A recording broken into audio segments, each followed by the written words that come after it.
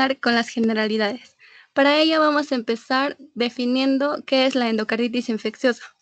La endocarditis infecciosa es una infección de la superficie interna del corazón que se va a caracterizar por la invasión tanto de lo que va a ser el endocardio mural, así como de las válvulas cardíacas, por microorganismos patógenos, que generalmente van a ser bacterias.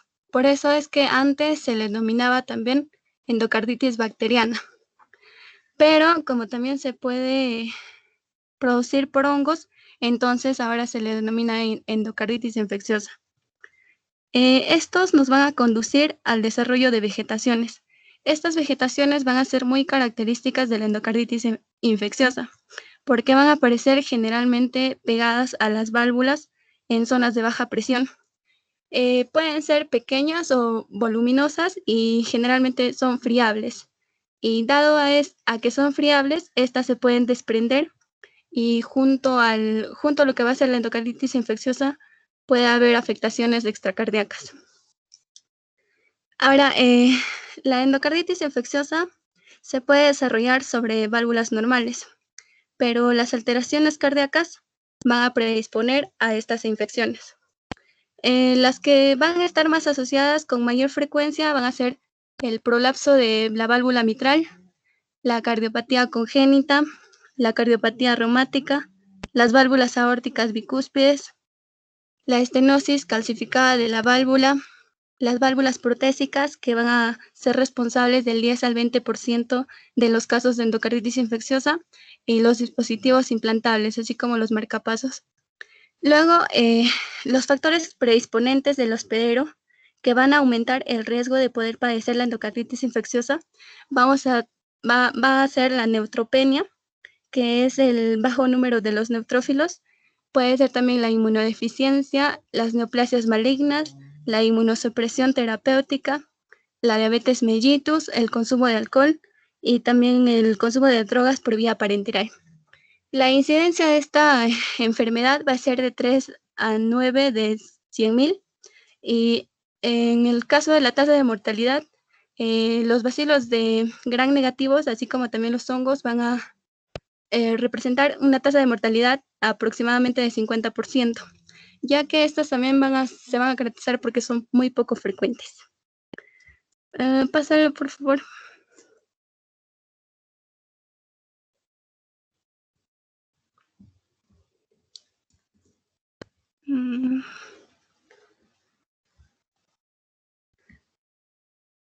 Ya.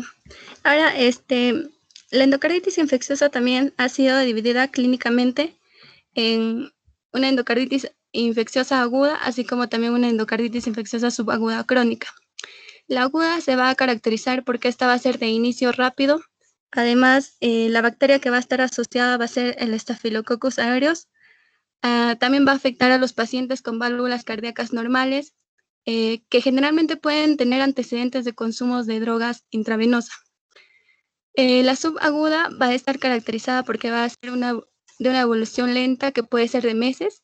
La bacteria que va a estar asociada va a ser el Streptococcus viridans y va a afectar principalmente a pacientes con alteraciones valvulares. Ahora, entre los factores que nos pueden conducir al desarrollo de una endocarditis infecciosa, principalmente es la siembra de microbios en la sangre. Ahora, la vía de entrada de estos microbios a la sangre se puede dar por medio de una infección. Cuando hay una infección evidente, un procedimiento dental o quirúrgico, una inyección intravenosa de una sustancia contaminada, esto sobre todo en aquellos adictos a las drogas, ¿no? Por vía parenteral. Luego, también o puede ser por una fuente oculta como va a ser la boca o el intestino. Pásalo, por favor.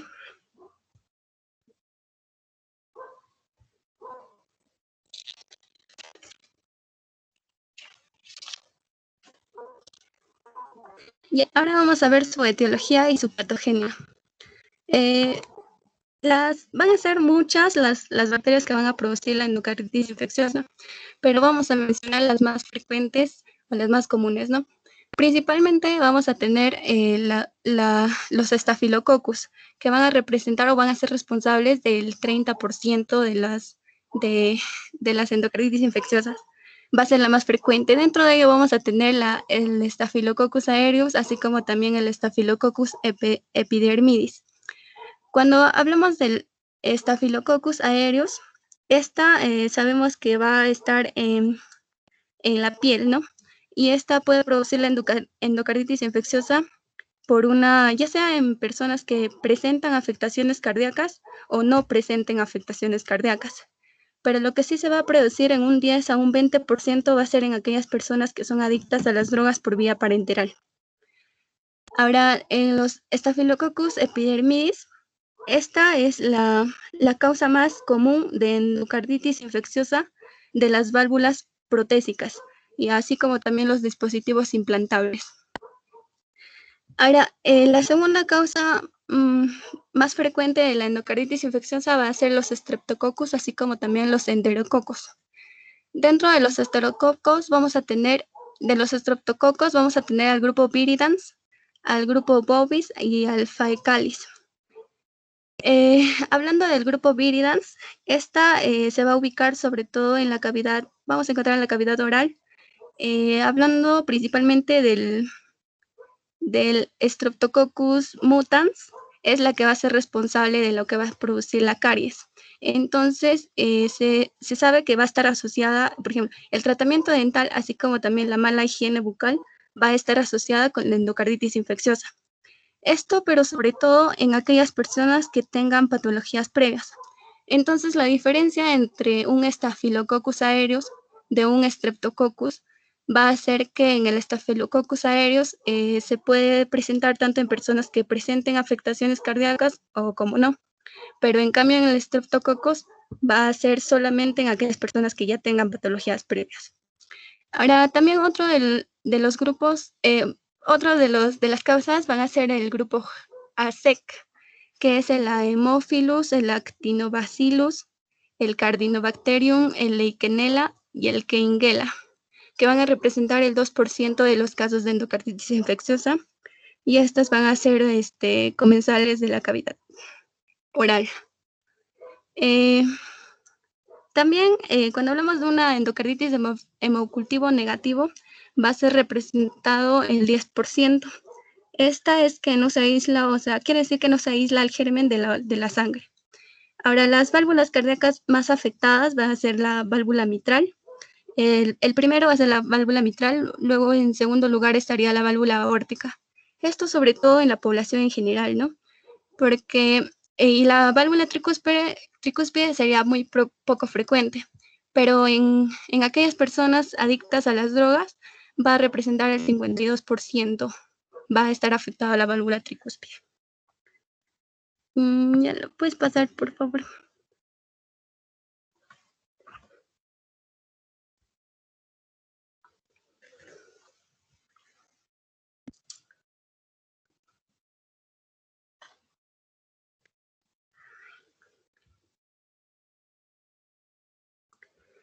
Ya, ahora vamos a hablar de la fisiopatología. Sabemos que el endotelio normal es resistente a la colonización de gérmenes, pero como ya les mencionaba, en la mayoría de los casos de endocarditis infecciosa va a haber una cardiopatía previa. Entonces, obviamente va a haber una alteración estructural del endocardio. Esta que puede ser por defectos congénitos, como puede ser en la tetralogía de Fallot, en las lesiones cardíacas degenerativas, como el prolapso mitral, en las inflamaciones crónicas como la fiebre reumática o las válvulas protésicas de las válvulas mecánicas, ¿no? Entonces, ¿qué es lo que va a suceder? Esta alteración estructural del endocardio va a generar que haya un flujo turbulento en la sangre, y este flujo turbulento va a generar a su vez una lesión en el endocardio. Una vez que haya esta lesión en el endocardio, va a activarse diferentes mecanismos de reparación, que va a generar un aumento, lo que va a ser en el depósito de las plaquetas, de la fibronectina, de la fibrina.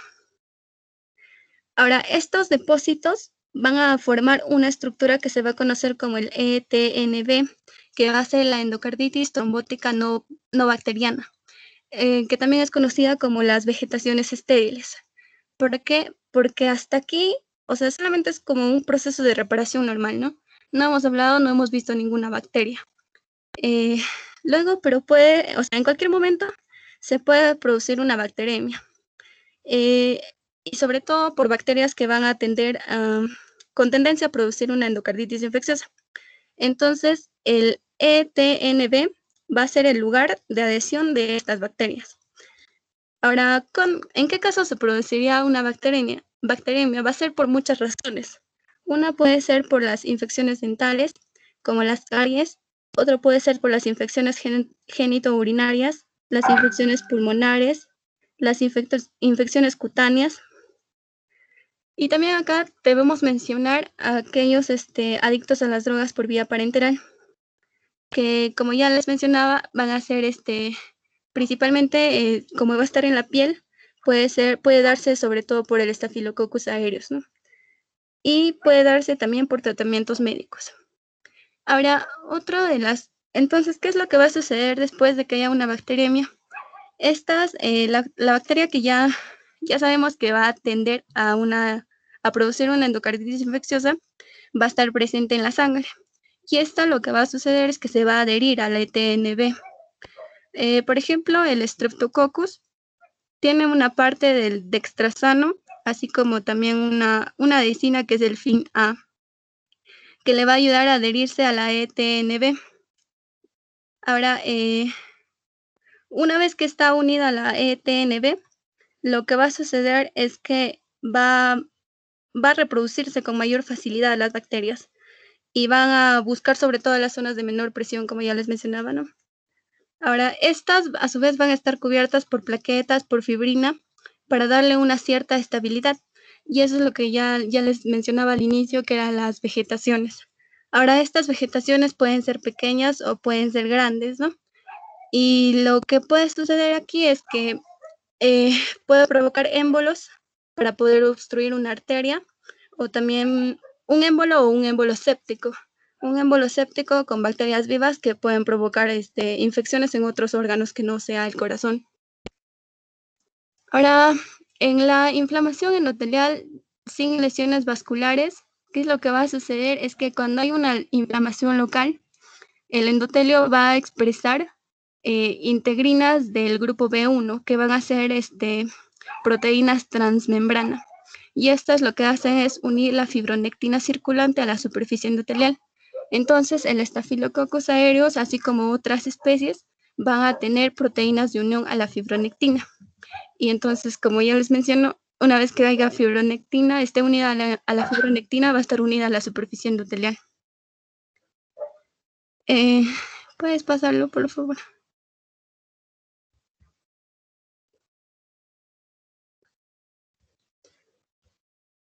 Ya, ahora vamos a hablar sobre las manifestaciones.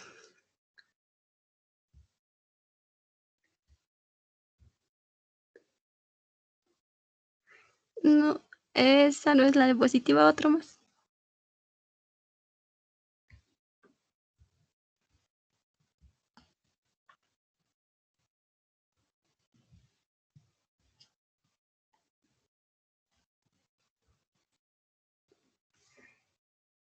¿Lo puedes retroceder, por favor?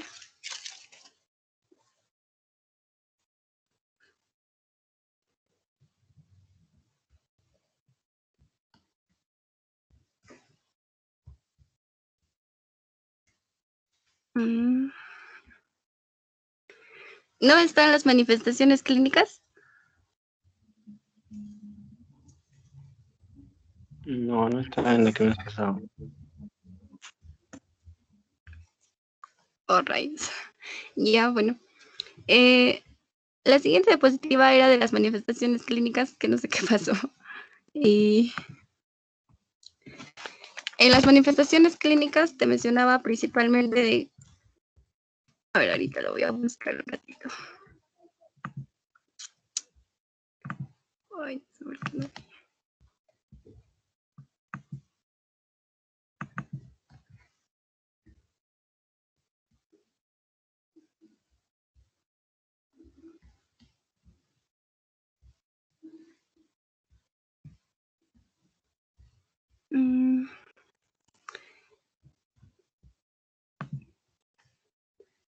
Ya dentro de las manifestaciones clínicas se mencionaba primero que estaba dividido, como ya les mencionaba, clínicamente en aguda y en subaguda, ¿no?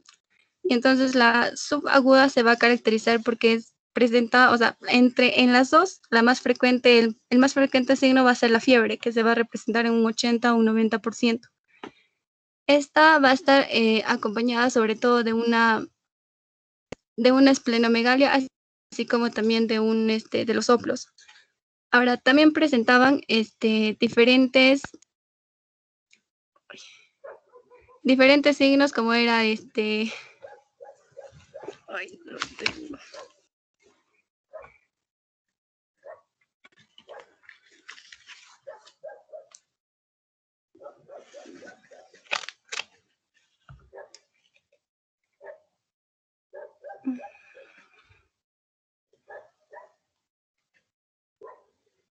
Ya, en la forma subaguda siempre es ligera y de inicio gradual la fiebre, y a menudo se acompaña de otros signos que van a ser la inflamación, como la esplenomegalia, la anorexia, el malestar y la letargia. Y ahora en la forma subaguda, en cambio, se presentaba lo que va a ser las hemorragias petequiales, así como también las hemorragias en tipo astilla. También se miraba que habían las manchas de los nódulos de Osler, que eran nódulos dolorosos en las puntas de los dedos. También las manifestaciones periféricas también eran unas manchas de Roth, que eran las que son hemorragias retinianas, y las lesiones de Hane-White, que son lesiones eritematosas indoloras en las palmas y en las plantas. Y ahora, en cuanto a su diagnóstico y su tratamiento, es que para el diagnóstico se utilizaban los criterios de Duke, que son modificados. Estas pueden ser mayores o menores. En las mayores eran los hemocultivos positivos, así como también cuando hay un compromiso del endocardio. Y dentro de las menores, alteraciones cardíacas, consumo de drogas intravenosas, temperatura mayor de 38 y embolia arterial. Y la glomerulonefritis. Entonces, para que esta sea diagnosticada como definitiva, tiene que haber 2 mayores, o si no, una mayor más 2 menores o 5 menores. Ahora, para el diagnóstico también se va a realizar lo que va a ser el hemocultivo, así como las manifestaciones de laboratorio y la ecocardiografía. El hemocultivo, que es, como sabemos, es el procedimiento diagnóstico definitivo, y la ecocardiografía, que es una técnica para detectar lo que va a ser las vegetaciones y las complicaciones cardíacas. Ahora, en cuanto al tratamiento, el antibiótico de elección va a ser dependiendo al microorganismo, ¿no? Y también se puede dar un tratamiento quirúrgico. Ahora, si no se diera un tratamiento, esta podría ser mortal. Para ello, si es que se da un tratamiento con antibióticos, o se puede dar eso puede reducir la mortalidad. Y ahora la cura en un Streptococcus viridans o bovis va a ser de un 98%, y un Staphylococcus aureus es de un 60 a un 90%. Ya, eso sería todo. Gracias.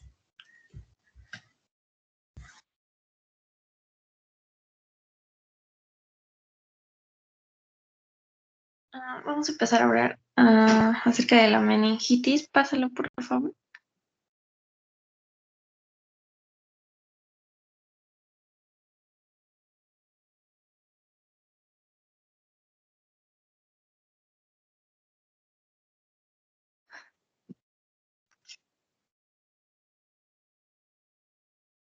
Ya, ok. La meningitis, vamos a definirla como una inflamación aguda de las capas que van a cubrir el cerebro. Generalmente, esta se va a manifestar gracias a una tríada que va a significar la fiebre, la cefalea y la rigidez de la nuca, que ya lo vamos a hablar en manifestaciones clínicas. Generalmente, bueno, se ha visto que la meningitis se confunde mucho con la encefalitis. aunque también estas se pueden relacionar entre sí, pero la meningitis solo se va a enfocar en la inflamación de las capas del cerebro. Entonces, vamos a decir que la meningitis es una inflamación específicamente de la leptomeninges, que es la aracnoides y la pie madre, y el espacio subaracnoideo, que va a estar lleno de líquido cefalorraquídeo. Esta inflamación se va a diseminar rápidamente por la circulación del líquido cefalorraquídeo alrededor del cerebro y puede llegar hasta la médula espinal. Bueno, viendo un poco de la anatomía, vamos a ver que el cerebro va a estar cubierto gracias a tres capas, que es la dura madre, que va a ser la capa externa, la aracnoides, que va a ser la capa media, y la pía madre, que es la capa interna. Entonces vamos a ver que el espacio subaracnoideo va a estar entre la aracnoides y la pía madre, donde vamos a encontrar líquido cefalorraquídeo en un promedio de 140 a 270 mililitros, y también en los vasos sanguíneos. Entonces la inflamación se va a dar en la leptomeninges, que ya les he mencionado, por un agente infeccioso. Este agente infeccioso se puede se puede clasificar en dos tipos, que es la meningitis. Agente infeccioso puede ser bacteriana o vírica. La bacteriana va a ser la meningitis purulenta aguda, y la vírica meningitis linfocítica aguda. Ok. Podemos destacar también los factores de gravedad, los factores que van a agravar van a desencadenar consecuencias más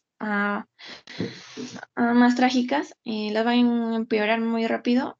Vamos a tomar en cuenta la virulencia del patógeno, los factores del hospedero, el edema cerebral, y tal vez de repente ya tienes secuelas neurológicas permanentes. Pásalo, por favor.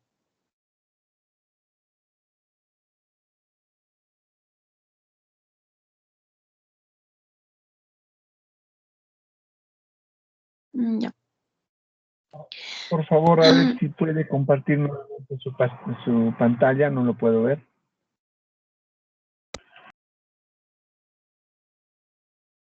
Sí está compartiéndose, doctor. Sí, subsanar. Ok. Ya. Entonces, continuamos con la etiología. Entonces, aquí vamos a identificar las diversas causas. Generalmente va a ser por bacterias.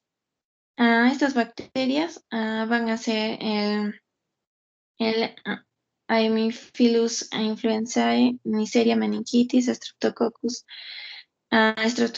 pneumoniae, que también puede ser llamada el neumococo, Streptococcus agalanteus, Escherichia coli, Listeria monocytogenes. Lo he clasificado en dos secciones para separarlas, que este grupo va a dar generalmente en recién nacidos, y específicamente la Neisseria meningitis y la Streptococcus pneumoniae va a dar en jóvenes y adultos. Y también vamos a ver otras bacterias que van a producir la meningitis en un panorama de una post-neurocirugía, que es el Staphylococcus aureus, el Staphylococcus epidermidis y la pseudomonas aeruginosa. Si nos damos cuenta, este patógeno va a afectar generalmente a las personas muy adultas, o también a las personas muy jóvenes. Estas van a ser más vulnerables a padecer esta meningitis, ¿no? También podemos ver también que hay otras causas, que puede ser virus también.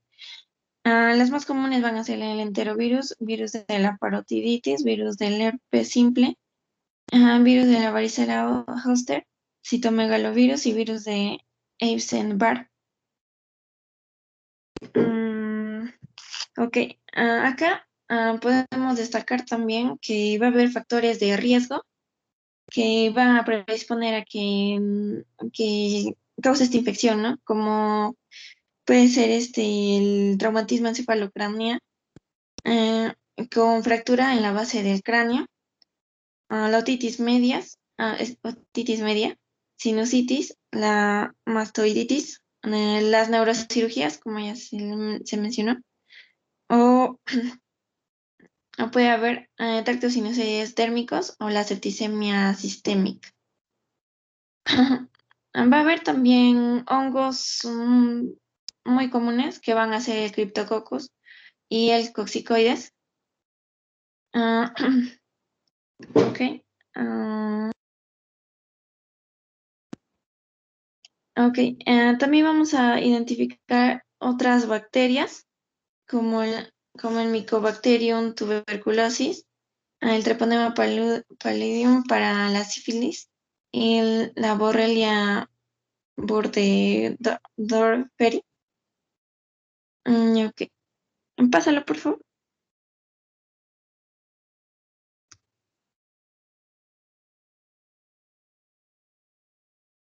Ahí comentando un poco, estas otras bacterias adicionales que les he puesto ahí, estas no van a ser tan frecuentes, pero se van a asociar generalmente a una meningitis crónica y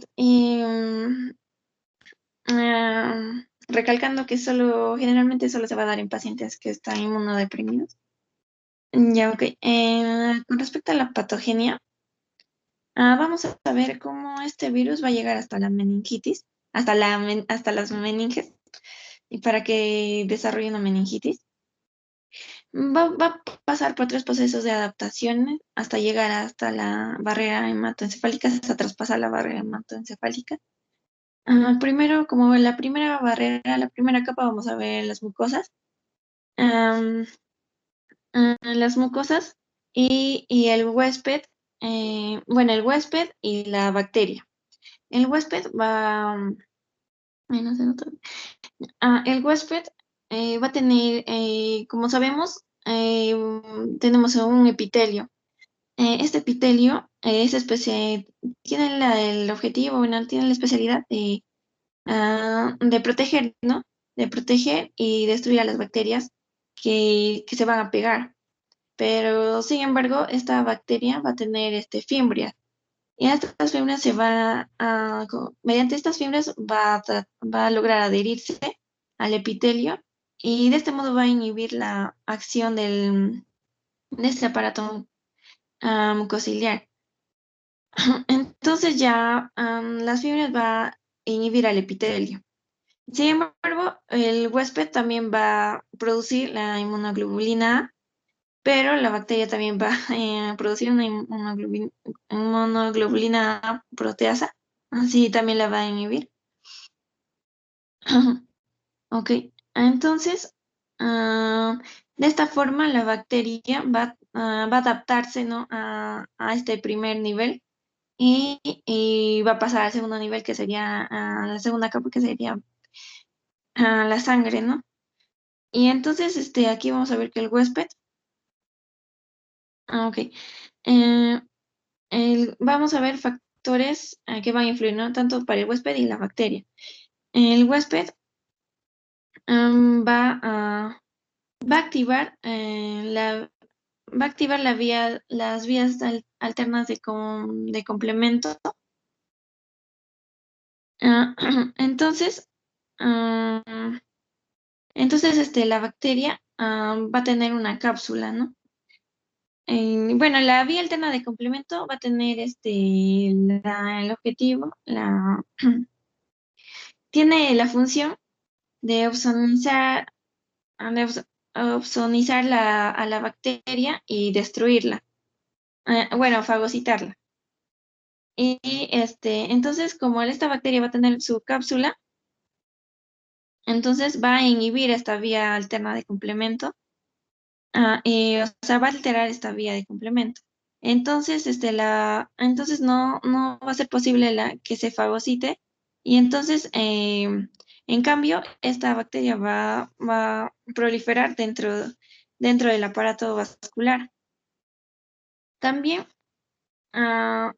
también el huésped va a tener otro modo de defensa, que es la creación de anticuerpos específicos, que, bueno, otra vez, lamentablemente la bacteria va a tener otro modo de respuesta, ¿no? Que es la supervivencia. Ellos van a tener la capacidad de sobrevivir dentro de los fagocitos. Entonces, estos agentes infecciosos van a lograr sobrevivir dentro de las células de este sistema inmunitario.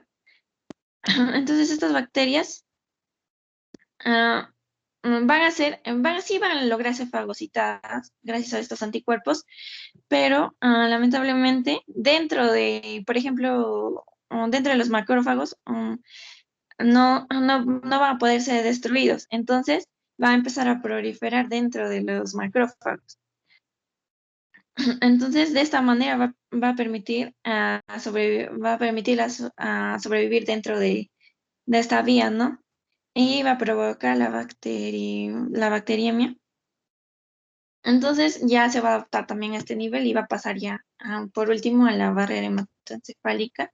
Igual va a haber algunos factores de protección del huésped y la bacteria va a tener sus propios factores para responder, ¿no? Entonces, en el nivel 3, eh, el huésped va a tener Entonces, cabe resaltar que los factores, los capilares de la barrera hematoencefálica van a tener uniones muy estrechas, uniones muy estrechas del endotelio, y por lo tanto, a diferencia de otros capilares que van a tener otros modos de vía de ingreso como agujeros, ah, o sea, va a ser más fácil el transporte, pero como acá es distinto, no va a haber ese transporte. Entonces, este medio va a limitar al transporte de estas sustancias o las bacterias para el ingreso para que ingrese a la barrera hematoencefálica. Entonces, entonces va a haber una respuesta, ¿no? Como les mencioné, va a haber un transporte, el transporte dentro de los fagocitos.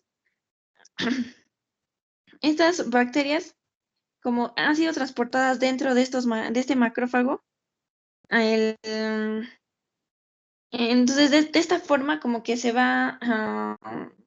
como que va a pasar desapercibido y va a lograr ingresar. Entonces, poco a poco, eh, poco a poco ya con el ingreso ya permanente, va a provocar un daño al endotelio y va a alterar la permeabilidad. Y así, de este modo, como va a afectar la permeabilidad del endotelio, va a permitir la entrada de la bacteria más fácil. Ok. Ya, entonces, ya bueno, va a haber varias vías de ingreso.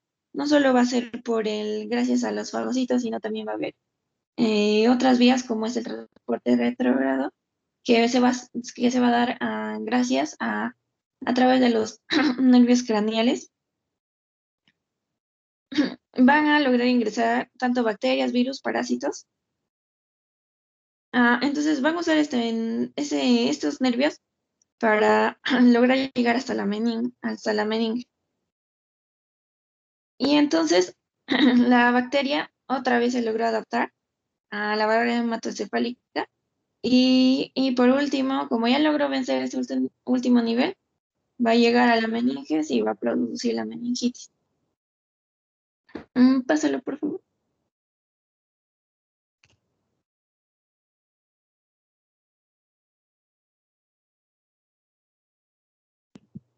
Y con respecto a la fisiopatología, vamos a ver ya de un punto más claro, las estructuras más claras. Para recalcar, estamos observando el espacio subaracnoideo, la barrera hematoencefálica. y la luz vascular. Entonces, ¿cómo se va a dar? Como les mencionaba, gracias a varios mecanismos, las bacterias van a lograr permanecer dentro de la luz vascular y estas van a proliferar gracias a la bacteriemia. Como les mencionaba antes, esta va a tener una acción directa, un daño directo hacia el endotelio y, y va a generar la alteración de su permeabilidad, lo cual va a permitir que estas bacterias van a entrar al espacio subaracnoideo. Realmente, no solo esta es la única vía de entrada, sino que también va a haber otras vías, como es el transporte retrogrado por los nervios craneales o dentro de las células fagocíticas que atraviesan, como ya comentamos anteriormente. Entonces ahí vemos que las bacterias ya están logrando traspasar la barrera hematoencefálica y está también destruyendo, le está dañando. Pasará, por favor. Ok. Entonces, ya bueno, una vez que las bacterias ya están dentro del espacio subaracnoideo, pásalo, por favor.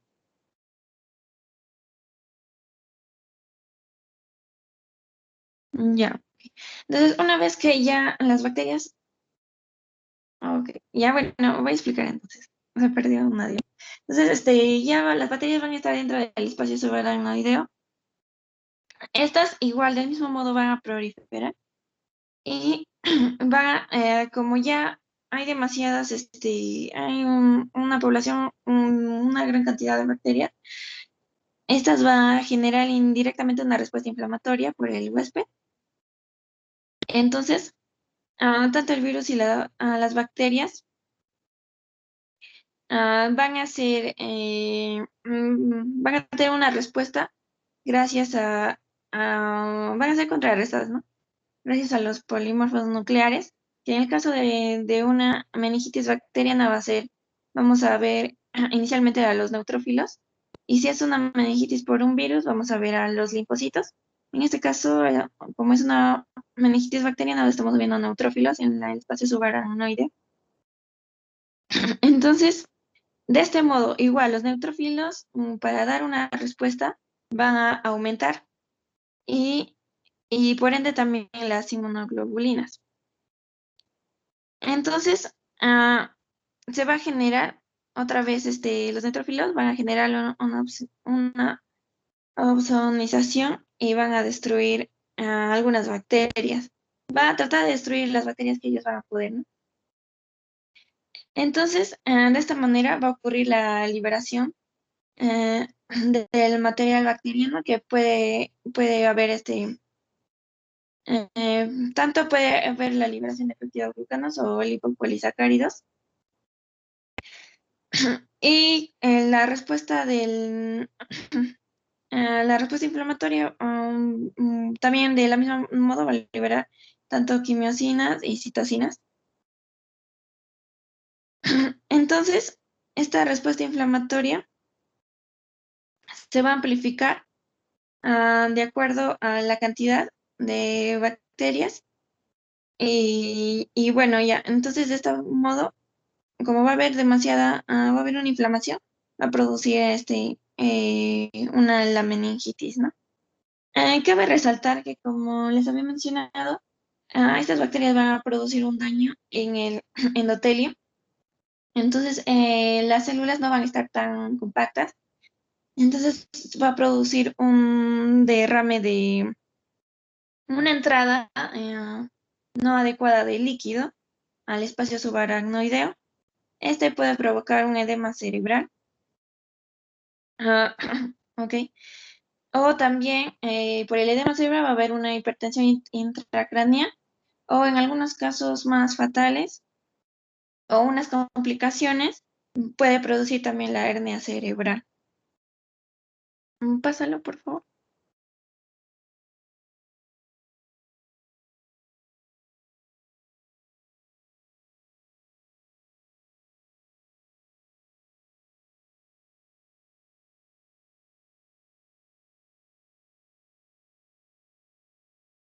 Ok, entonces con respecto a lo que tiene que ver con manifestaciones clínicas, esta generalmente se va a manifestar con fiebre, cefalea y la rigidez de la nuca. Estos tres síntomas van a ser muy comunes en estos pacientes. Sin embargo, no siempre en simultáneo vamos a tener estos tres síntomas, sino puede que el paciente tenga solo una de ellas. También puede haber un dolor dorsal, abdominal y un dolor en las extremidades. Ok, entonces podemos ver que la meningitis, los síntomas más frecuentes, igual como les he mencionado, fiebre, cefalea, rigidez de la nuca, dolor dorsal, de abdominal y de las extremidades. Bueno, cabe destacar que del 20 al 40% de los pacientes van a presentar convulsiones debido a un infarto arterial focal, ya que esto puede ser provocado por una trombosis hemorrágica y el edema cerebral. También puede producirse, por esto puede producirse una hipertensión intracraneal que provoca una obnubilación,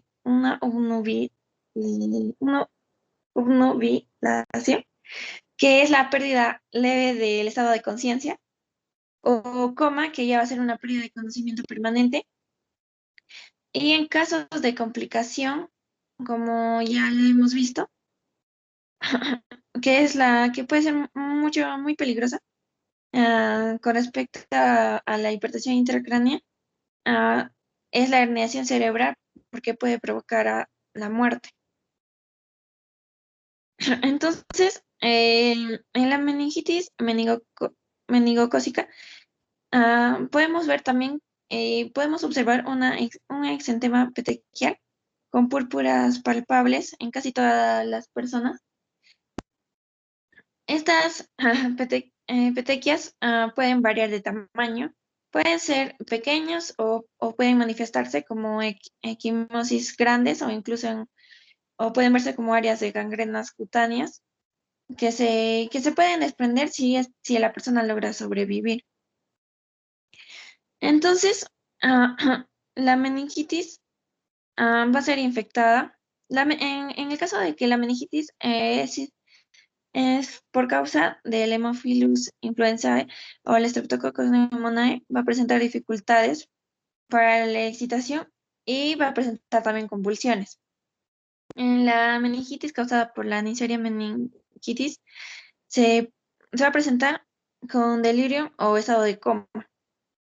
Entonces, por último, cabe resaltar que el desarrollo del edema cerebral que puede provocar una hidrocefalia o un aumento del líquido al flujo, al flujo sanguíneo cerebral puede aumentar la presión intracraneal. También hay algunos síntomas que también son alertas, son signos de alerta, como son las náuseas, vómito o fotofobia. Pásalo, por favor.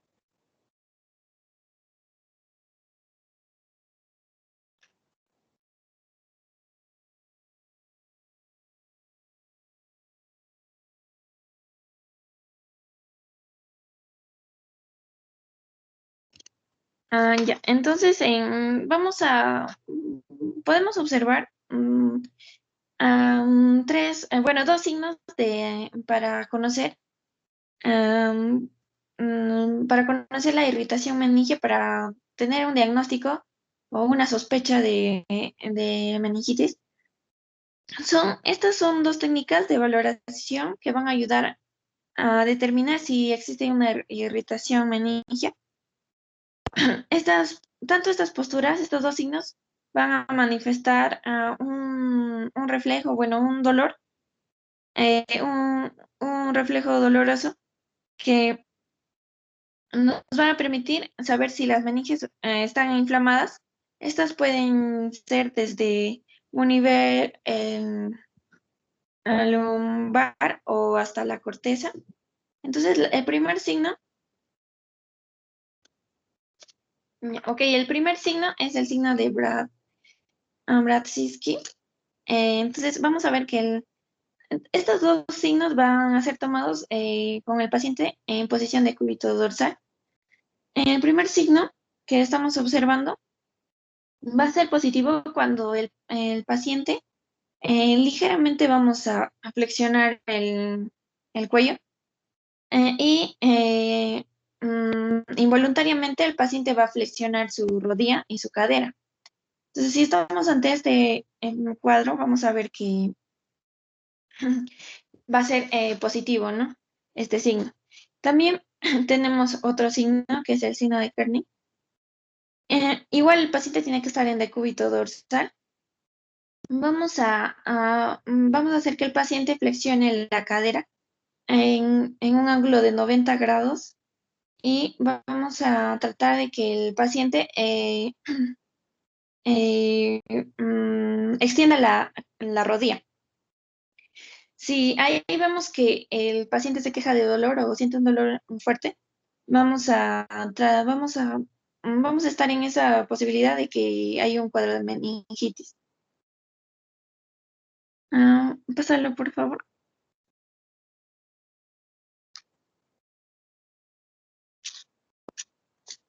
Con respecto al diagnóstico,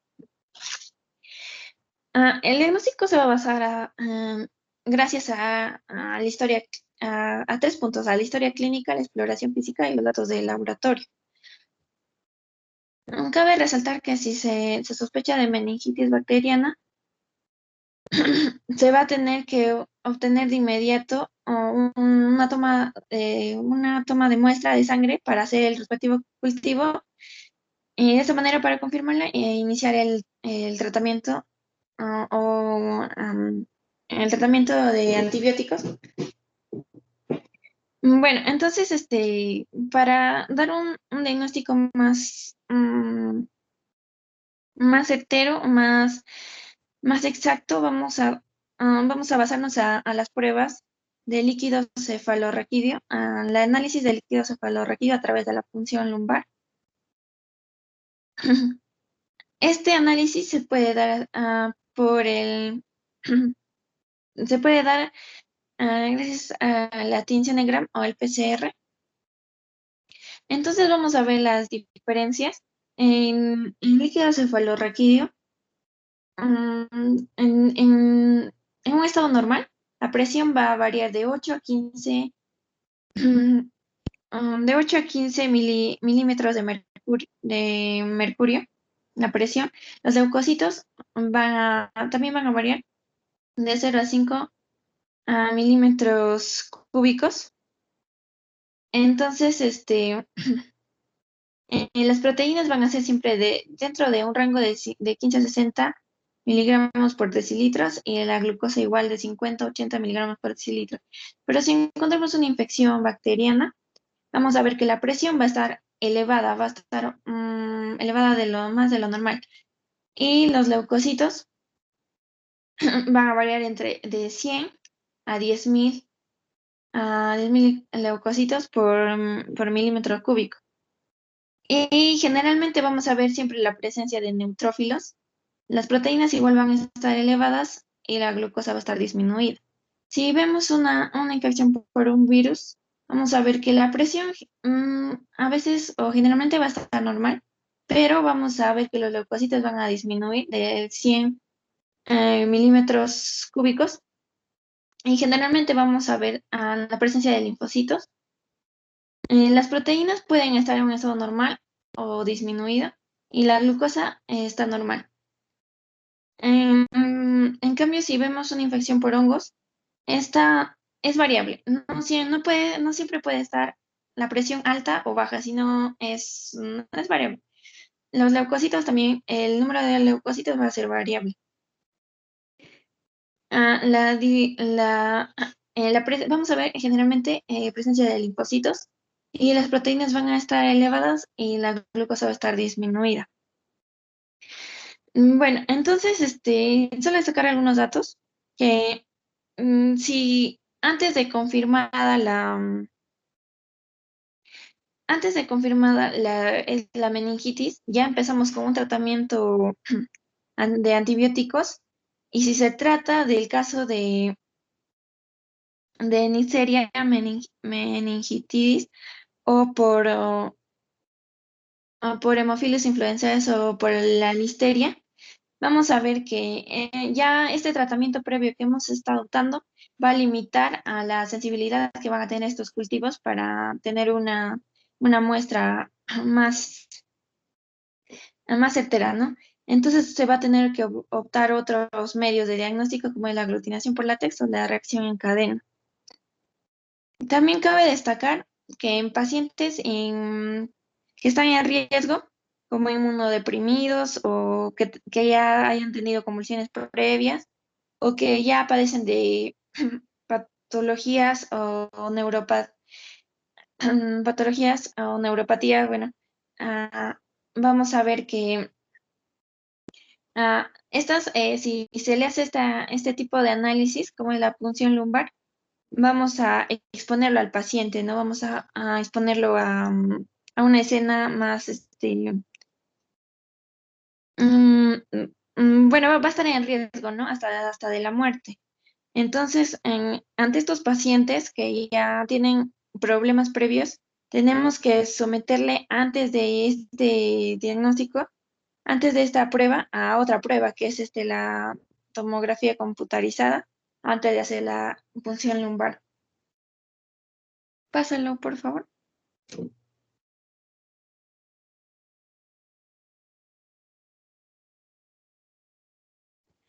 Con respecto al tratamiento, ok, vamos a tener que tomar en cuenta la etiología de la enfermedad de la meningitis. Entonces, si se trata de alguna bacteria, lo más clásico es usar estos antibióticos, que es la cefalosporina, la vancomicina o la ampicilina. Estas, bueno, sí, pueden estar también acompañadas de la dexametasona. ¿Por qué? Porque estos antibióticos, como la cefalosporina, la vancomicina o la ampicilina, tienen una lisis rápida hacia los patógenos.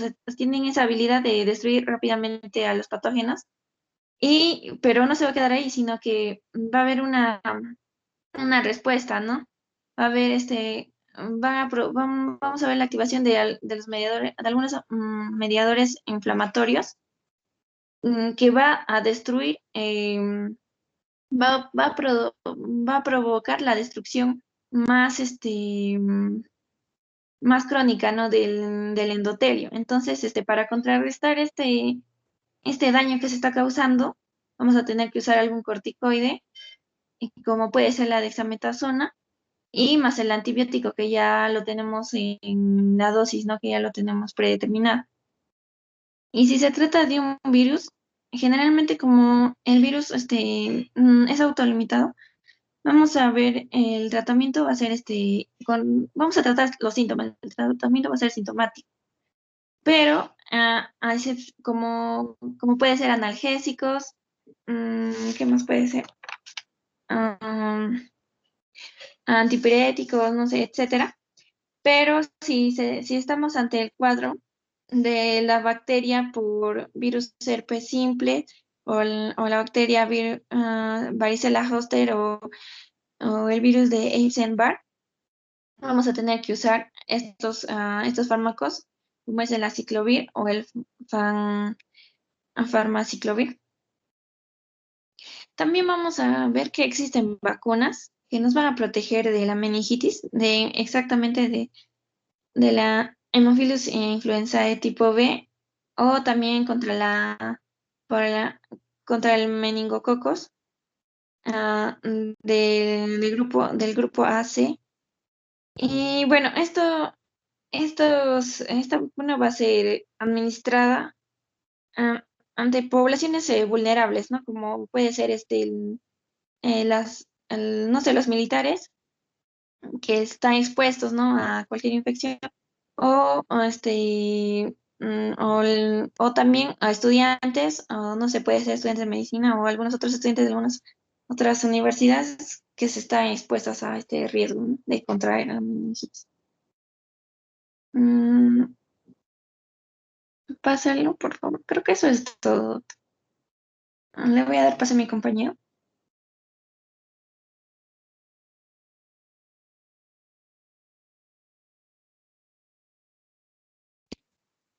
Continuando con la exposición, voy a hablar de las neumonías.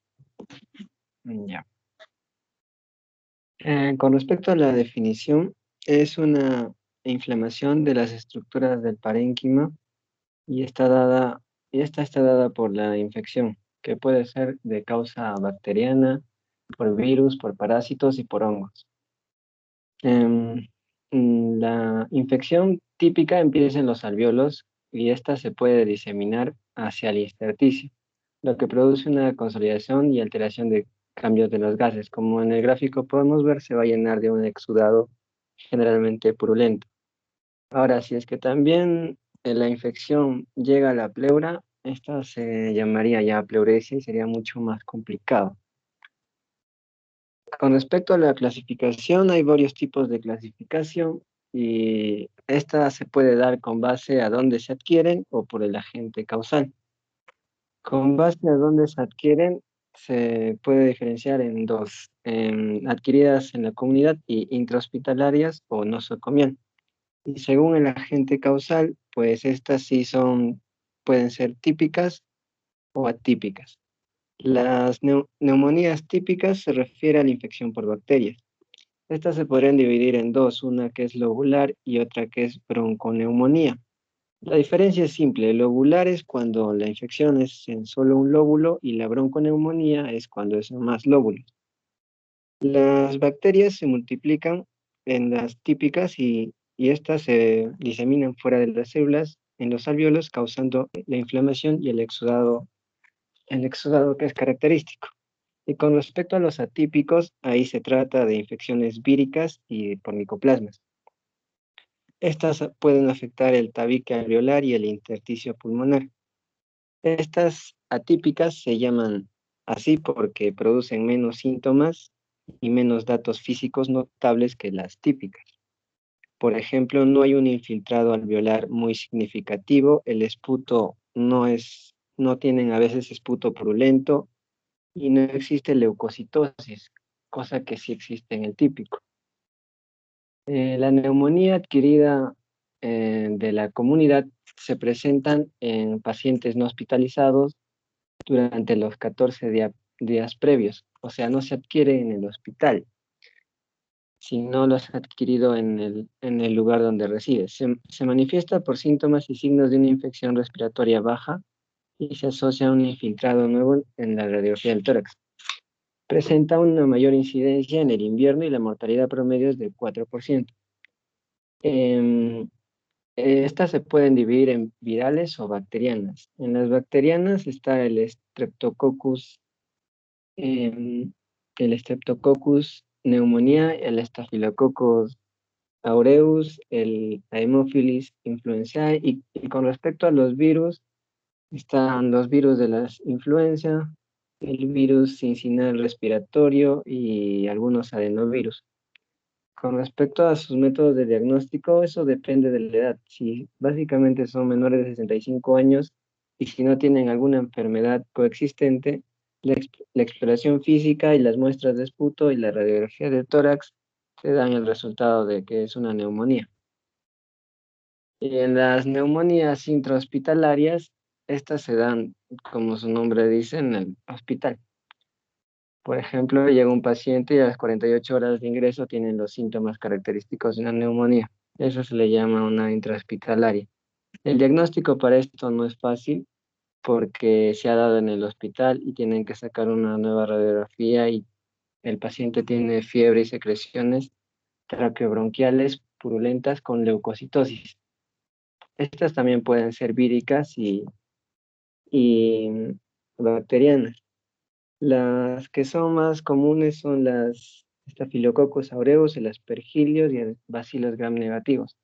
Y como grupo de riesgo, aquí tenemos a los que están internados en una terapia intensiva, con intubación endotraqueal, ancianos, pacientes pacientes con alteración de nivel de conciencia, portadores de sonda nasogástrica y los que reciben tratamientos con antiácidos. También están los que son pacientes inmunodeprimidos, ¿no? Ahora, con respecto a las neumonías bacterianas típicas, la causa más importante es, es la causa más importante de mortalidad entre adultos mayores y personas inmunodeprimidas. Existen microorganismos que se diseminan en las vías respiratorias.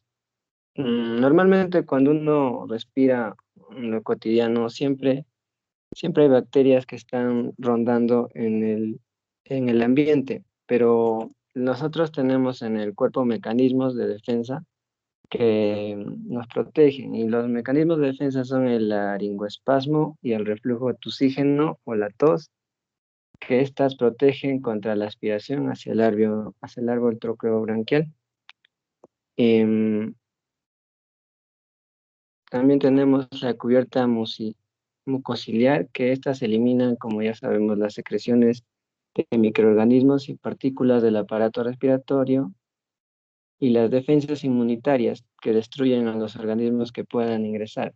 Ahora, los factores que deterioran su eficacia de los mecanismos de defensa puede ser la pérdida de la tos por una lesión neurológica, una enfermedad neuromuscular, tal vez una presencia de sonda nasogástrica, que esta causa adaptaciones a los receptores aferentes.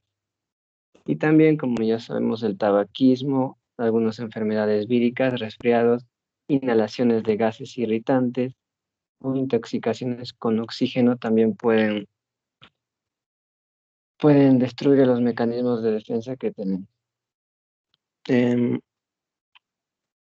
Las principales, ahora, el Streptococcus pneumoniae es una bacteria que es la principal, y es principal porque tiene un secreto, que tiene su capa polisacárida, que esta previene la eliminación mecánica por mucus, tiene una carga negativa que impide que sea fagocitado, también se reduce la exposición de algunos antibióticos, es resistente a los antibióticos y tiene una enzima que se llama la neumolicina, que es una citotoxina formadora de poros en la membrana, y esta es liberada durante la autólisis y tiene muchos efectos patológicos de inhibición batidociliar.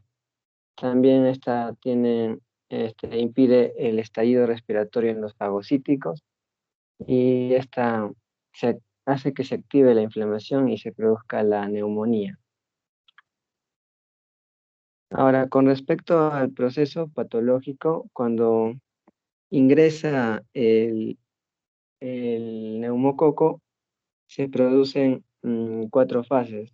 La primera fase es el edema. En el edema se produce en los alvéolos un exudado y hay una congestión capilar. Esta generalmente se produce de 24 a 48 horas. Luego se presenta al final de esta etapa se presenta un depósito de pequeñas hebras de fibrina que aún no se muestran del todo. Y en la segunda etapa se llama de hepatización roja. Esta dura de 2 a 4 días.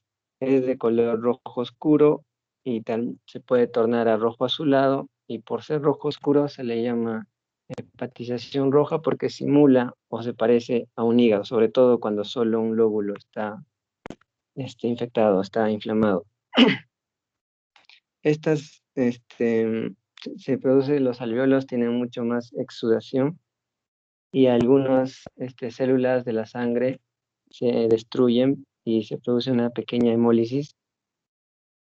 Y en la siguiente fase se llama de hepatización gris. Aquí sí ya se nota muy bien los depósitos de fibrina, es rico en fibrina. El exudado también se nota mucho más que en el anterior fase. Ya el tejido está comprometido, hay muchos eritrocitos que están hemolizados, y esto es de 4 a 6 días. Acá el lóbulo el lóbulo comprometido que alcanza su máximo volumen, es decir, se edematiza y comprime al resto del tejido que no está infectado todavía, y también se produce la, se produce con la enfermedad, se vuelve mucho más severa, ¿no? Y ya cuando se da la resolución es porque ya ha tenido tratamiento o con antibióticos, depende de qué organismo esté, ¿no? Si es un virus o una bacteria. Y ahí se entran los macrófagos y ya se da la resolución. Ahora la neumonía primaria atípica, que es básicamente por los virus, y como ejemplo es más frecuente en niños y en adultos jóvenes. Se caracteriza por manchas en los pulmones y, y generalmente infecta lo que es el tabique alveolar. Se une al epitelio respiratorio introduciéndose entre los cilios de este. Se produce un daño directo, aparentemente por la producción de radicales libres. Como ahí vemos, el micoplasma va a entrar al tejido, se une a lo que son los alvéolos, y el micoplasma produce una toxina llamada CARTS. Esa toxina se va a unir a una proteína A que se encuentra en la sustancia surfactante de los neumocitos, y va a ingresar por esta y va a entrar hacia el citoplasma y va a causar una cariólisis y va a tener la destrucción alveolar y como consecuencia una inflamación y la neumonía. Es básicamente la patogenia. Y con respecto a las manifestaciones clínicas de pues casi son las mismas. Las fiebre, tos, apnea, taquicardia y un infiltrado en la radiografía de tórax. Eso es todo. Bueno, continuando, continuando, vamos a seguir con lo que es shock séptico. Siguiente compañero. Vamos a empezar definiendo lo que es shock séptico. Shock séptico es la sospecha o la confirmación de una infección más un síndrome de respuesta inflamatoria sistémica.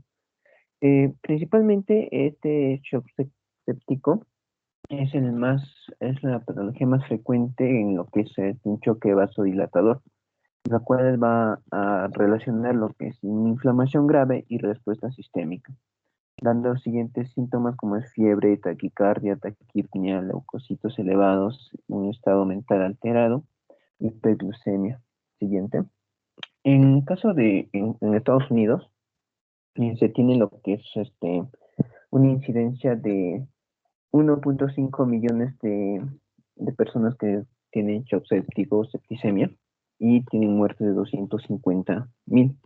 Pero esto va a estar variando de acuerdo a la incidencia, porque cuando hay en sí hay mayor cantidad de incidencias, pero esto se debe a que los microorganismos que están en el ambiente o que la persona tiene ya se vuelven más resistentes. Otro que es la mejor consecuencia de lo que es el diagnóstico que hacen los médicos. Y pues un aumento en lo que son las personas inmunocomprimidas. Entonces, también la mortalidad, también como les dije, ya incrementó, pero esto está disminuyendo la mortalidad por el hecho de que se da una intervención temprana y también porque ya hay avances en el método terapéuticos para lo que es el shock séptico. Continuando con lo que es su fisiopatología, implica principalmente lo que es una activación celular que va a ser ocasionada por la liberación de mediadores proinflamatorios. ¿Qué tipo de más conocidos? Aquí podemos tener las citocinas, ¿no? Que van a hacer esto, o en el caso de la interleucina 1 o del factor del TNF alfa, ¿no? Factor tumoral de necrosis alfa. Entre ellos, ¿no? Porque hay muchos más como la interleucina 6, el interferón gamma.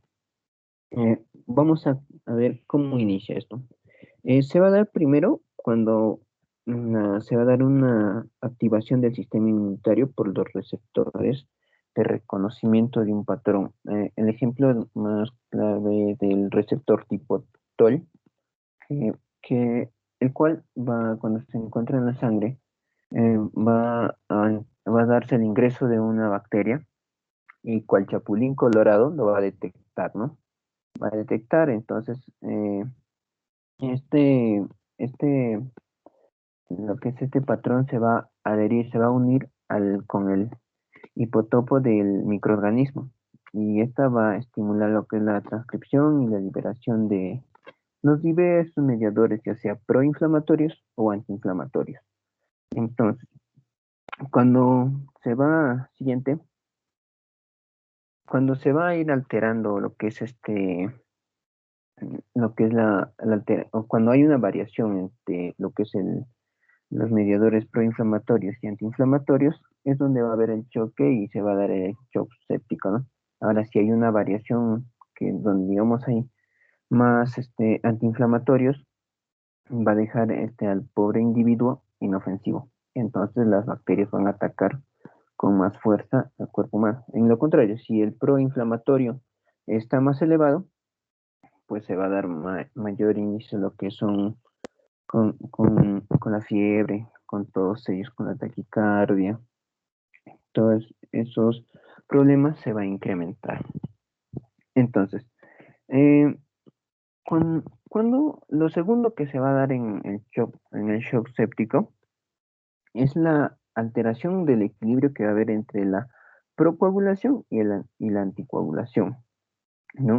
Se va a dar un incremento de un factor y la disminución del otro, incremento de los procoagulantes y la disminución de los anticoagulantes. ¿Y qué sucede al darse esto? Se van a formar en la sangre, se van a formar pequeños o microtrombos vasculares, los cuales van a amplificar y dañar al tejido. Entonces, vamos a tener que los lipopolisacáridos de la superficie del microorganismo van a estimular a lo que son las células endoteliales, haciendo que éste incremente su producción de factores tisulares. ¿Esto qué va a generar? Esto va a generar que se active la coagulación. Entonces, el fibrinógeno que se encuentra en la sangre se va a convertir en fibrina y, como ya les había mencionado, se va a dar la formación de trombos microvasculares. Al haber estos trombos en la sangre, pues se va a producir muchos daños, como ya les había mencionado, y el cual pasamos a la siguiente, compañero, la cual va a llevar a distintos cambios que se va a realizar en lo que es el cuerpo humano, ¿no? Entonces, cuando el fibrinógeno se convierte ya en fibrina, vamos a tener, en caso de la septicemia, que se va a dar la disminución de la proteína C, la proteína S, la antitrombina 3, el inhibidor de la vía de factor tisular, los cuales van a modular e inhibir la coagulación.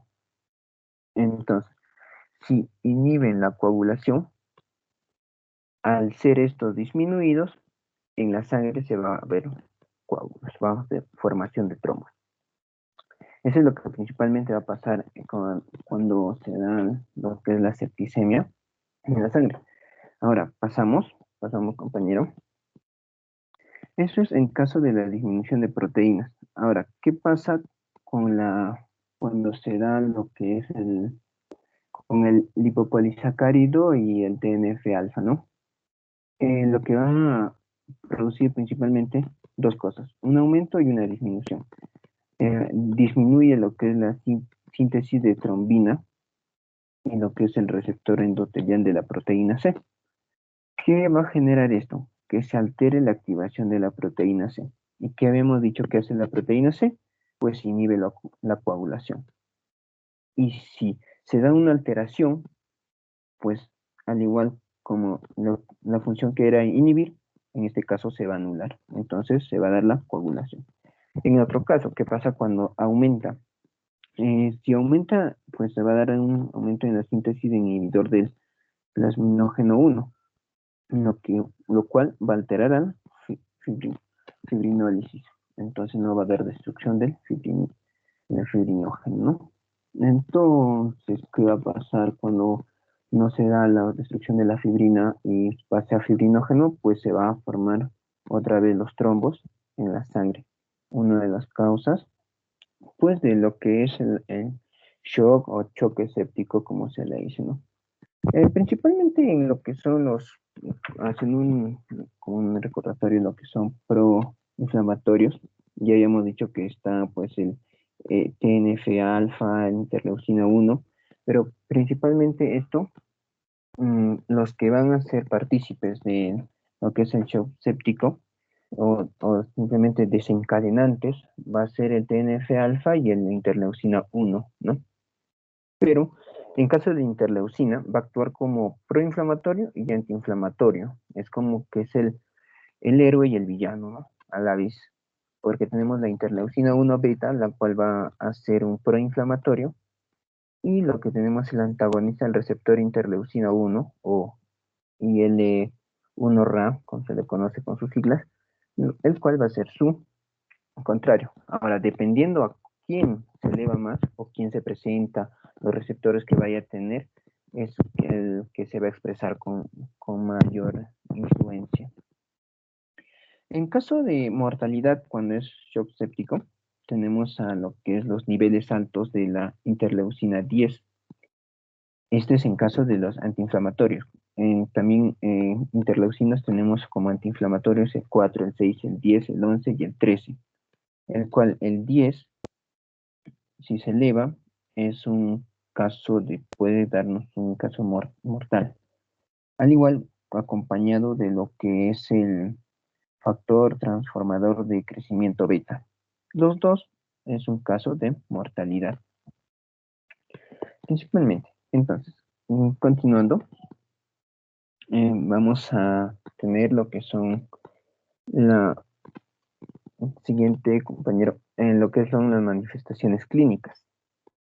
¿En cuál? Principal, en un shock séptico, choque séptico o septicemia, como le llamarlo, tenemos que se va a presentar una hipotensión, una piel caliente y ruborizada, ¿no? Rojita la piel se va a poner por este caso. Se va a dar, también vamos a poder observar que se va a dar una disminución compensatoria vascular sistémica, una hipovolemia secundaria o dilatación de arterias y venas, por lo cual se va a dar lo que es la hipotensión. Se va a dar la filtración de plasma hacia los espacios intersticiales. Al estar dilatadas las arterias y todo ello, pues hay una fuga por lo que son las células endoteliales y se va a ir hacia el espacio intersticial. Disminución del flujo sanguíneo cerebral. Recuerdan que al inicio pues les mencioné que uno de los síntomas era el estado mental alterado, pues la disminución del flujo sanguíneo cerebral es una de las causas de esto. Vamos a tener recuentos leucocitarios elevados por el simple hecho de que estamos siendo invadidos por ya sea bacteria, virus u hongos, ¿no? Pero más que nada bacterias y hongos. Virus es un poco menos, pero sí se presenta. También vamos a tener cifras altas de lactato en el suero, al igual que hemostasia alterada. Siguiente. Pero para esto, para poder llegar a lo que son las manifestaciones clínicas, poder deducir qué tan grave es la enfermedad o el paciente, ¿no? Se le realiza lo que son las pruebas del hemograma completo diferencial, ¿no? Un recuento de las células formes de la sangre, una prueba de coagulación, porque ya hemos visto que se altera lo que es la coagulación, una concentración del dímero D, lactato sérico o función hepática, lo cual nos va a dar un resultado para nosotros poder entender si la cuestión está grave o no. En tanto al tratamiento, para poder salvar la vida de nuestro paciente, vamos a iniciar con un temprano tratamiento con antibióticos, lo cual, como aún no conocemos cuál es el causante, pues tenemos que tratar de controlar. Para proseguir, continuar con el tratamiento con antibiótico específico. Una vez que ya tenemos el hemocultivo, hemos detectado al agente patógeno, Entonces ya lo tratamos con un antibiótico específico. Vamos a tener el control de vías respiratorias, ¿no? Para poder controlar o para disminuir lo que es el trabajo respiratorio. Y si en caso de la ventilación mecánica también sí se da casos de encefalopatía. Entonces lo que se recomienda es un acceso venoso en el cual se pueda poner al paciente líquidos, los medicamentos que necesite o la obtención constante de muestras para poder ver cómo está dando la evolución de nuestro paciente, cómo se está defendiendo su cuerpo ante este problema, ¿no? Mm. Bueno, sería todo por mi parte. Doy pase a mi compañero.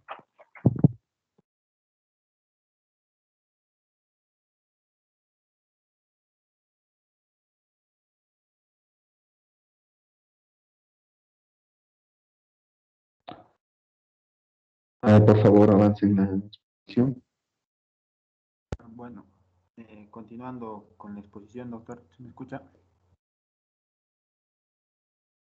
Confirmado. ¿Se escucha? Confirmado.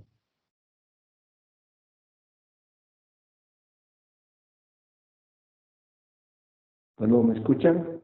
Confirmo. Continúe. Sí, doctor, ya, continuando con la exposición, voy a hablar sobre la sepsis.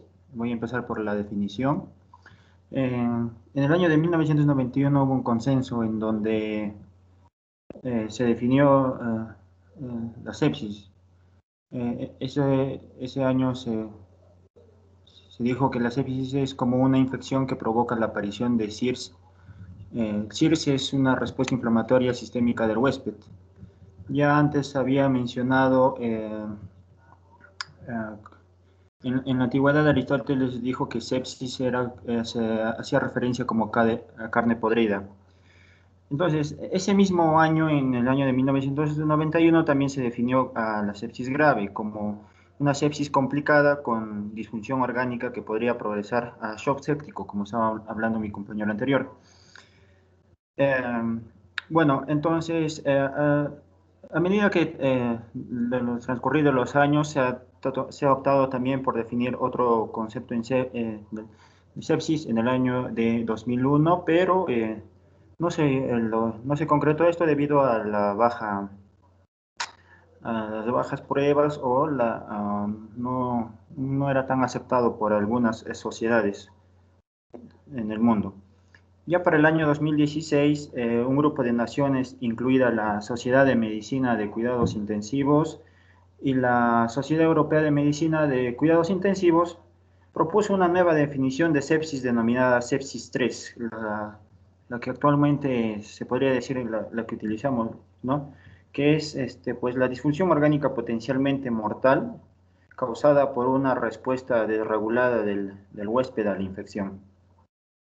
Siguiente diapositiva, por favor.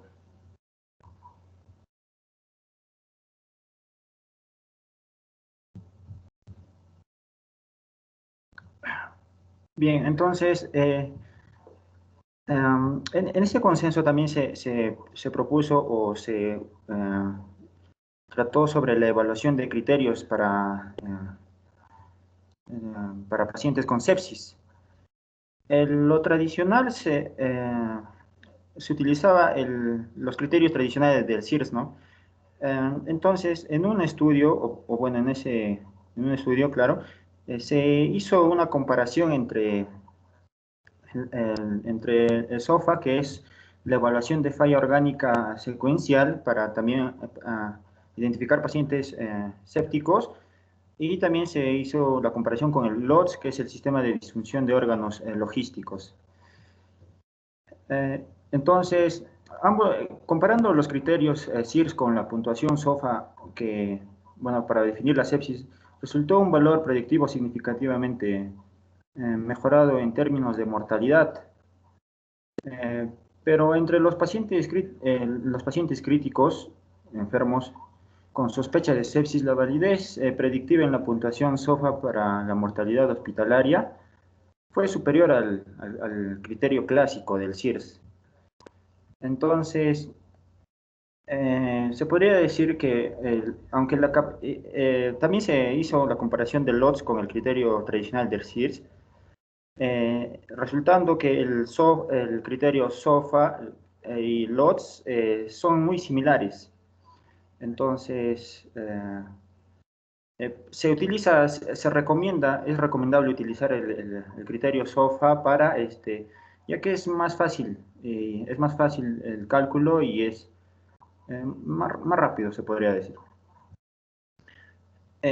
Como podemos ver en la parte inferior de la diapositiva, ahí está la tabla del sistema clásico del SIRS y del SOFA. En el criterio del SOFA era un poco engorroso debido a sus varios ítems que se tendría que calificar para poder colocar la puntuación. Entonces se hizo una mejora de este criterio SOFA, entonces, resultando un QSOFA, ya tan solo con 3 criterios, que es la respiración, la frecuencia respiratoria, el cambio mental, el estado mental y la presión siastólica. Siguiente diapositiva, por favor.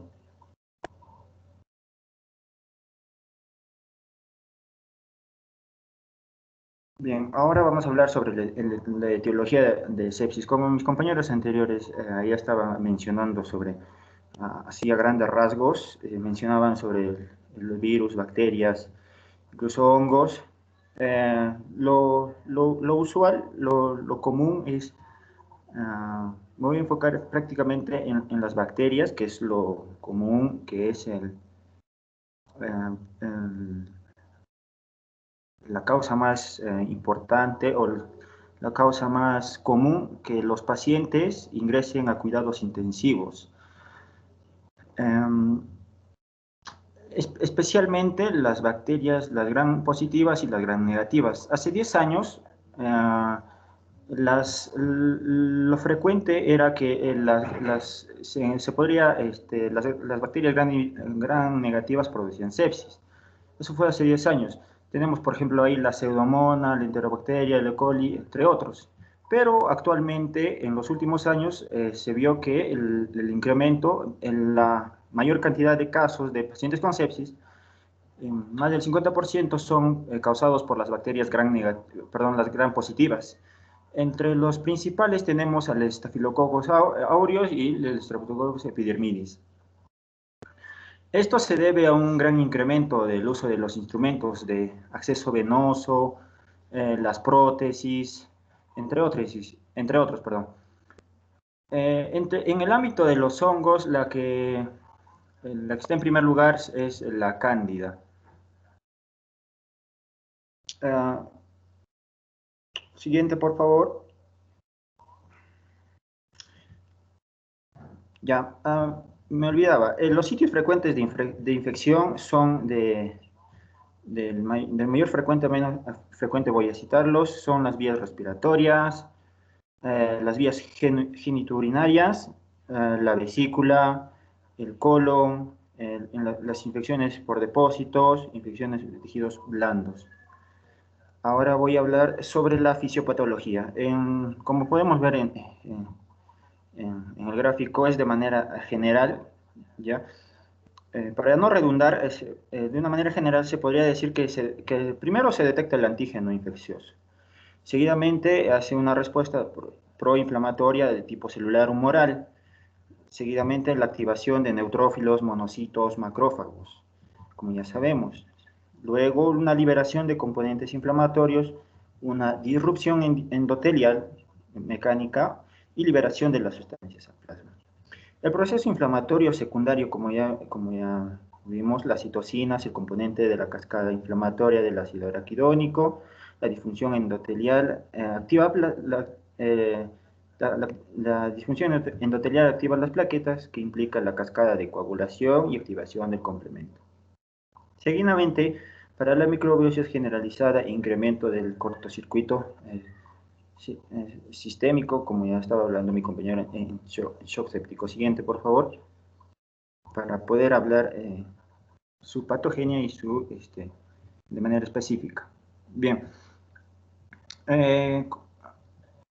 Sabemos que la sepsis empieza con una infección localizada o cuando el microorganismo ingresa al cuerpo.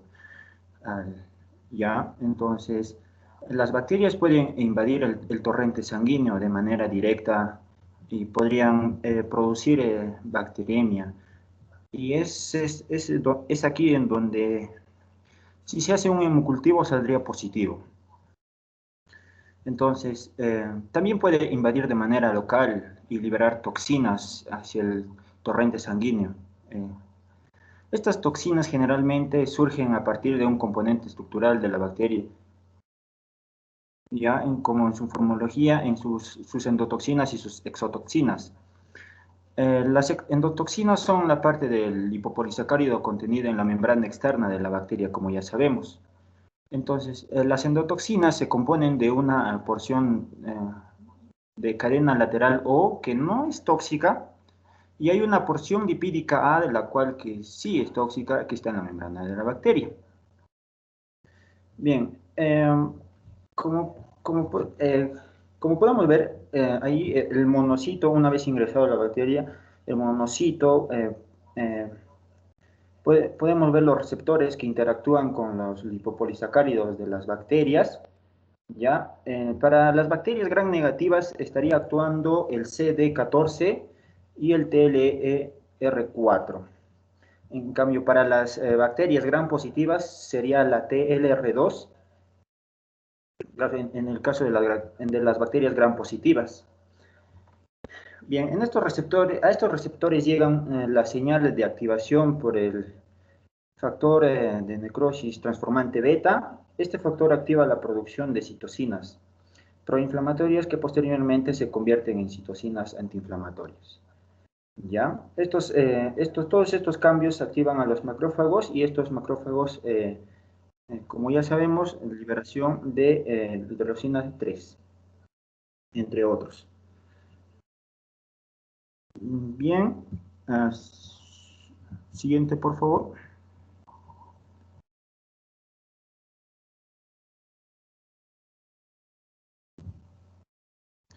Ahora vamos a hablar sobre el diagnóstico.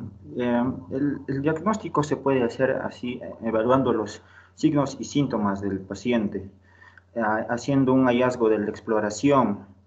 También podemos hacer un diagnóstico de acuerdo a la inmunodeficiencia, una edad avanzada, como ya dijimos, los valores del laboratorio de un hemograma, un recuento del leucocitos incrementado, o se ve también enfermedades agudas recientes o enfermedades crónicas, ya sea la diabetes mellitus, la insuficiencia renal, la insuficiencia hepática, y el diagnóstico debe ser retrospectiva. Esto tiene que quedar claro, ya que se va a hacer como que se va a retroceder, se va a buscar la causa, se va a tratar de averiguar la causa. Debe ser de manera retrospectiva. Siguiente. Ya para terminar, las manifestaciones clínicas. Comprende todo lo relacionado con respecto a la respuesta sistémica en las infecciones. Por ejemplo, la taquicardia, la taquipnia, las alteraciones de temperatura, el recuento de leucocitos, la fiebre, escalofríos y delirio, entre otros. Bueno, la sepsis suele debutar con indicios muy sutiles. Es por eso que debemos usar un método de reconocimiento eficaz. Como respuesta inicial podemos hacer un cultivo de sangre y otros líquidos corporales, y la cuantificación del lactato sérico ya en hipoperfusión, como se vio, y ahora la administración empírica de antibióticos. Eso sería todo de mi parte, doctor. Gracias.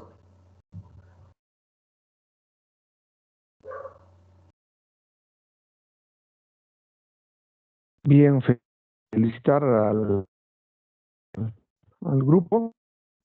Una exposición bastante largo, casi estamos llegando a las 2. Y bueno, para mencionar, es un tema muy bien álgido, son temas infecciosos que como una gran responsabilidad. Quisiera que los participantes puedan formular preguntas, por favor.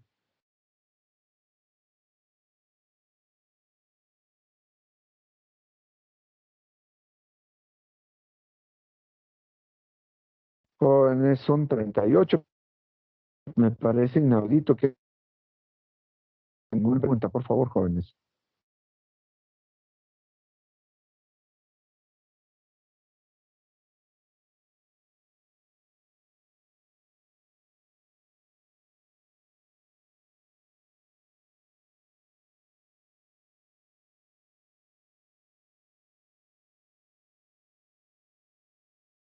Bien, al parecer los únicos que se quedan con hora van a ser pues los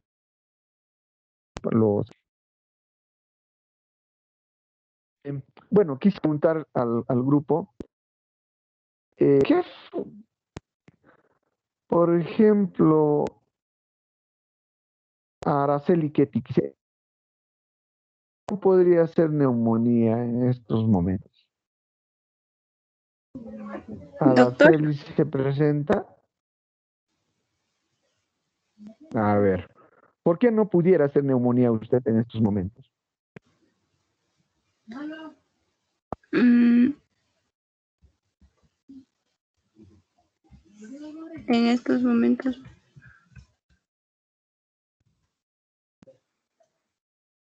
porque no hay las bacterias o los virus que lo pueden provocar.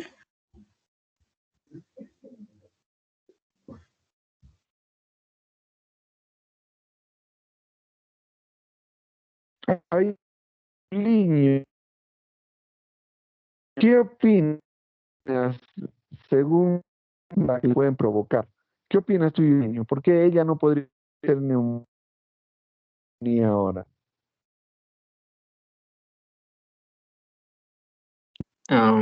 Por los mecanismos de defensa que tiene el cuerpo. Claro, en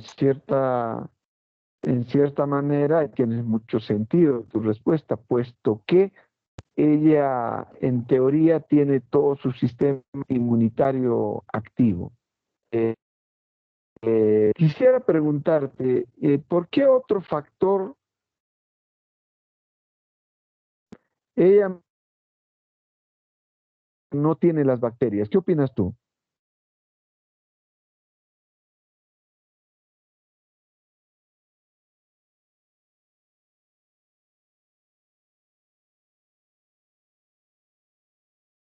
¿Silvia Street está o no está en la reunión? ¿O solamente dejó conectado su conexión? Sí, doctor.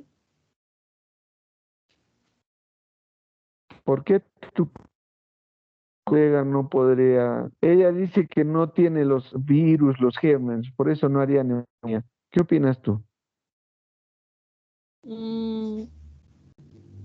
Él no tiene un factor de riesgo y aparte puede ser que no está inmunosuprimida. No tiene inmunosupresión.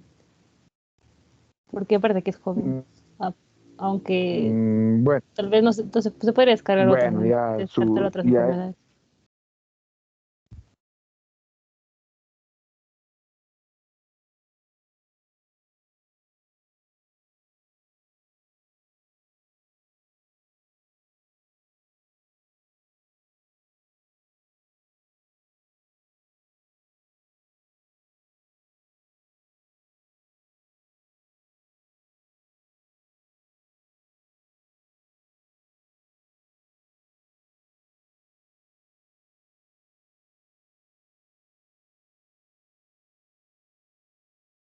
jóvenes, no hay nadie que quiera participar, que me pueda mencionar abiertamente que ella dice que no tiene los virus, no tiene los gérmenes. Doctor,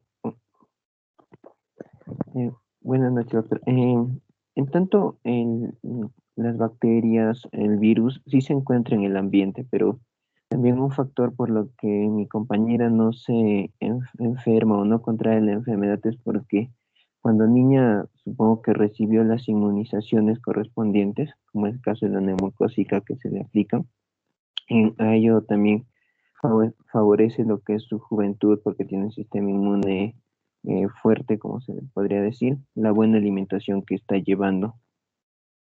Y principalmente eso, doctor. A ver, ¿alguien más quisiera participar? Mira, porque es una pregunta tan sencilla que detrás de eso hay unas cantidades de fisiología, uno debe saberlo como médico. Yo sé que esta pregunta, pero que te va a permitir hablar por qué ciertas personas hacen neumonía a pesar que pueden estar en el mismo ambiente. Y acá la colega dice que ella no tiene los gérmenes, no tiene los virus. Entonces pregunta, ¿será cierto eso que ella no tiene el germen? ¿Qué no te opinan?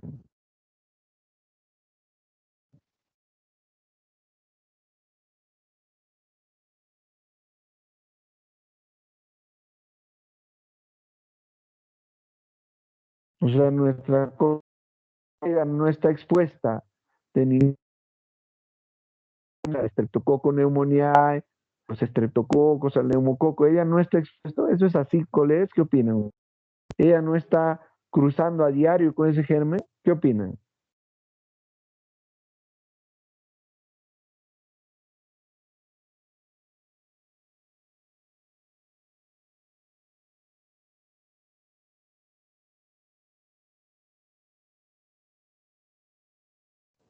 Doctor, en cada momento estamos en contacto con varios gérmenes y bacterias. No sería como decía mi compañero, que por las inmunizaciones o por los cuidados que ella tiene, buena alimentación, buena salud, pero en la parte de higiene, se lava las manos. Actualmente creo que hay un poco más por la desinfectación con alcohol. Y eso es lo que le protege también, que su sistema inmune al ser joven está más activado. No es que no estamos expuestos.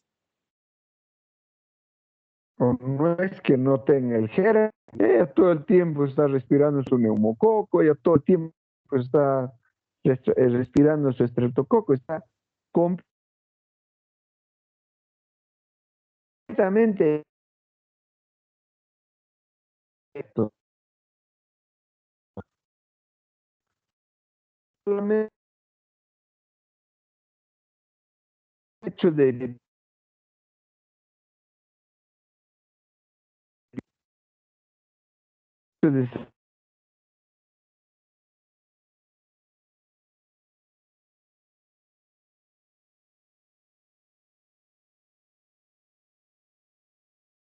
Disculpe, doctor, su habrá audio está reducido, entrecortado. pero, perdón. Su audio está entrecortado, doctor. No se le escuchó lo último que dijo. A ver, ¿ahora está mejor el audio? Sí, doctor. Ya. Como les vuelvo a mencionar, todo el momento nosotros estamos expuestos. Todo el momento estamos cruzándonos con el virus, nos estamos cruzando con las bacterias, con los hongos todo el tiempo. Pero hay unas condiciones propias del paciente que van a condicionar para que pueda hacer, por ejemplo, en este caso, una neumonía. Y eso es lo que nosotros tenemos que conocer. Tenemos que saber y tenemos que tener claro que todos, absolutamente todos, estamos expuestos a los gérmenes. Y también tenemos que tener...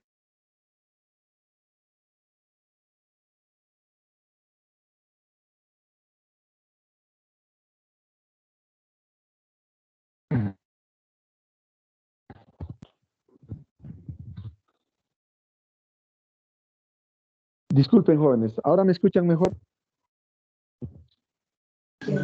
Sí, doctor, ahora sí. Sí, doctor. ¿Ahora sí mejor? Ya, ok. Bien, como les mencionaba, absolutamente todos estamos expuestos al ambiente, al espacio, lugares, estamos completamente expuestos. Si bien es cierto, con esta pandemia ha reducido, porque ya los mecanismos de protección mecánica que nosotros hacemos, obviamente van a reducir, pero solamente lo reducen, no lo quitan.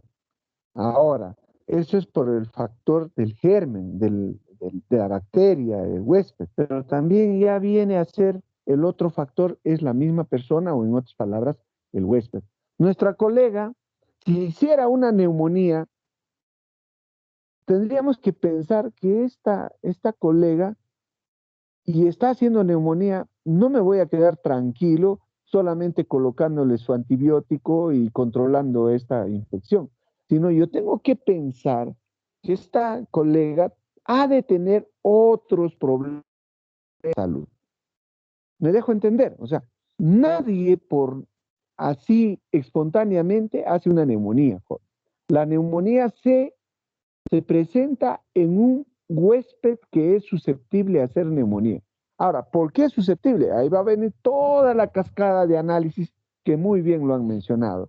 La inmunidad baja, de repente tiene alguna desnutrición, tiene alguna enfermedad, bla, bla, bla, bla, bla, bla. Entonces, lo que trato de llegar con ustedes es que nadie va a hacer una infección en forma espontánea y solamente por lo que se expuso al germen, sino va a haber una serie de contextos. Igualito que el COVID, todos estamos expuestos al COVID, todos de una u otra forma nos vamos a cruzar con el COVID, que es que obviamente no se controla este tema a través de o no se rompe la cadena de infección. Pero por el momento, mientras no exista esa vacuna y mientras esta inmunidad de rebaño no es tan eficiente, evidentemente todos estamos expuestos. Obviamente que la gran mayoría de nosotros va a ser asintomático, casi del 80 al 85%,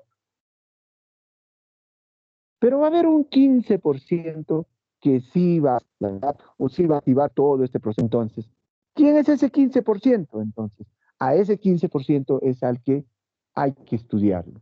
¿No es cierto? Entonces, a eso es lo que trato de llegar de repente con este comentario. Bien, entonces, jóvenes, dado el horario, dada la hora, vamos a dar por concluido, ya que ustedes mismos no han hecho sus preguntas, vamos a dar por concluido la exposición del día de hoy, sin antes agradecer el tiempo de cada uno de ustedes y también pues la prestancia que nos ha dado los colegas, ¿no? Recuerden siempre que toda infección, detrás de una infección hay un paciente con problemas. Y nuestro trabajo no solamente nos vamos a dedicar a controlar la infección, sino vamos a tener que analizar qué factores han condicionado para que esa persona haga infección. ¿Ya, jóvenes? Muchas gracias, buenas noches y bueno, a continuar estudiando, jóvenes, ¿ya?